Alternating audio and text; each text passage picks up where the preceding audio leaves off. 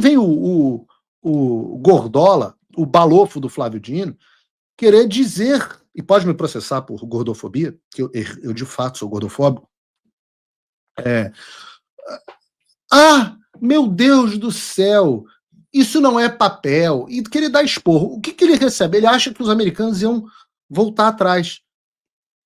Aí vem o vice-secretário de Estado da diplomacia americana, Christopher Landau. Vocês têm que entender quem é esse cara. Eu vou dizer uma coisa para vocês. Quando você vai no prédio do Departamento de Estado, todo mundo tem sala lá, as salas são muito bacanas. Né? Todo mundo tem, é um prédio enorme. Tem mais de um prédio, mas o prédio principal é um prédio enorme, com vários andares, etc. E algumas pessoas têm salas comuns, com uma mesa, cadeiras e tudo mais. Quando as pessoas são oficiais mais sênior, tem salas maiores, com mesas de estar, etc, etc. Quando você sobe para o andar onde é o Marco Rubio e o Christopher Landau, é um andar que você sobe, e você chega lá, tem uma antessala. Nessa antessala, você deixa todos os seus eletrônicos dentro de um cofre, não pode entrar nem com smartwatch, tá? Todos os eletrônicos, nem com smart glass, não. Todos os eletrônicos são deixados dentro de um cofre. Aí você entra num lugar lindo, que em vez, nem parece que está dentro do prédio moderno, que é o prédio do Departamento de Estado. E aí você tem pinturas a óleo gigantescas de diplomatas americanos, é efetivamente aquele clima de palácio, móveis antigos, de madeira, pesados, aquela decoração bem de palácio mesmo. E aí você tem uma bifurcação que você tem, para um lado, a sala do Marco Rubio, para o outro lado, para a esquerda é a sala do Marco Rubio, para a direita é a sala do Christopher Landau. Quando você chega na sala do Christopher Landau, ele tem uma antessala com um monte de poltronas, parece que você está sentado dentro do salão oval, dentro da Casa Branca. Este cara é o número 2, só acima dele, na diplomacia americana, só há o Marco Rubio. Uma pessoa que tem um poder enorme na política global, tá? A gente percebe, né, que, pô, quando você está conversando com esse tipo de cara, você fala assim, meu irmão, como a gente diz no Rio de Janeiro, esse maluco é pica. Pica. Tá? O que... Então você tem, estava tendo lá, acho que foi o Darren Beattie, o Senior Policy, de Public Policy do Departamento de Estado, tinha publicado nota, a embaixada tinha republicado, aí o Dino resolve dar um esporrinho público e resolvem chamar um encarregado de negócio.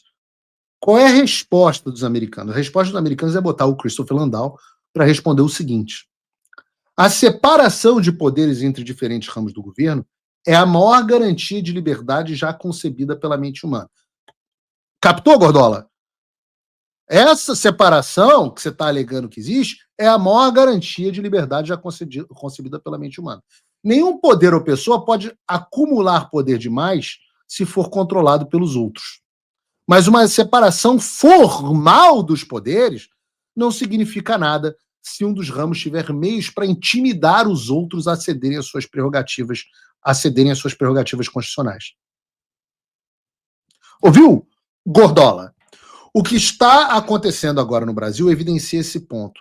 Um único ministro do Supremo Tribunal Federal usurpou poderes ditatoriais ao ameaçar líderes dos outros poderes, ou seus familiares, está falando agora do Hugo Mota, com prisão, encarceramento ou outras penalidades.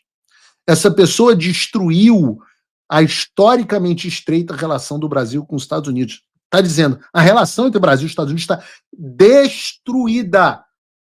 Esse é o termo do número 2 da diplomacia americana. Ao, entre outras coisas, tentar aplicar a lei brasileira extraterritorialmente para silenciar indivíduos e empresas em solo americano. Valeu, Gordola? Tamo junto. Aí, ó. A situação é sem precedentes e anômala, justamente porque essa pessoa veste uma toga. Enquanto sempre podemos negociar com líderes do executivo ou do legislativo de um país, não há como negociar com um juiz que deve manter a aparência de que todas as suas ações são ditadas pela lei. Assim, nos encontramos em um beco sem saída, onde o usurpador se reveste do manto de Estado de Direito e os outros poderes insistem que estão impotentes em agir. Se alguém puder pensar em um precedente na história americana em que o único juiz não eleito tenha assumido o controle do destino de sua nação, por favor, informe. Queremos retomar nossa amizade histórica com a grande nação do Brasil. Que porrada.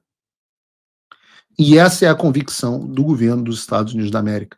Muita gente não entendeu, eu estou explicando aqui para vocês que muita gente não entendeu a nota dentro desse contexto. E eu estou dizendo a vocês que esta nota é uma.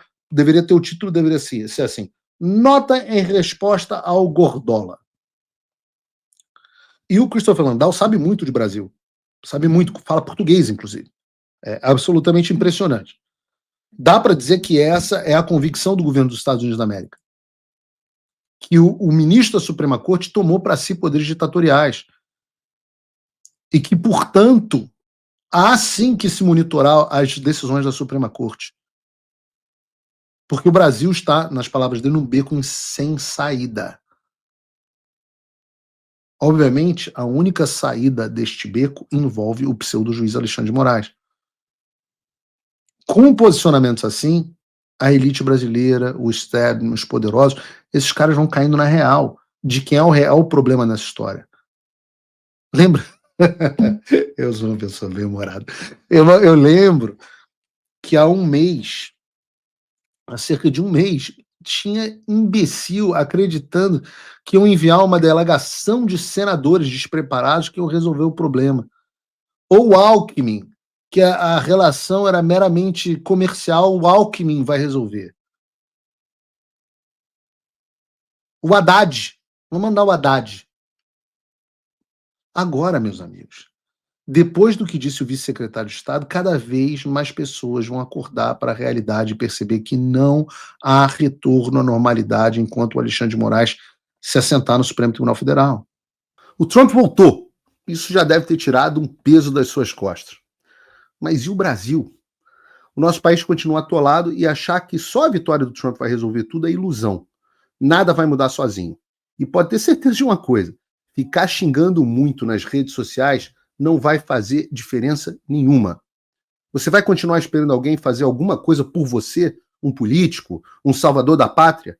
Esquece. Se ninguém tomar uma atitude, nada acontece. Eu estou fazendo a minha parte. Eu parei a minha vida por isso. Mas, se você quer saber como pode ajudar sem precisar largar tudo, a resposta é simples: apoiando quem está na linha de frente. Sem esse apoio, sem essa linha de suprimento, esse trabalho morre. Sem estrutura, ninguém avança. Então acessa www.paulofigueiredoshow.com/apoie e com $5 por mês você pode fazer parte disso. Se puder mais, eu recomendo, seja um patrono Gold e participe ativamente no grupo que me ajuda a pautar esse debate. O que vai definir o futuro é quem faz e não quem reclama. A escolha é sua.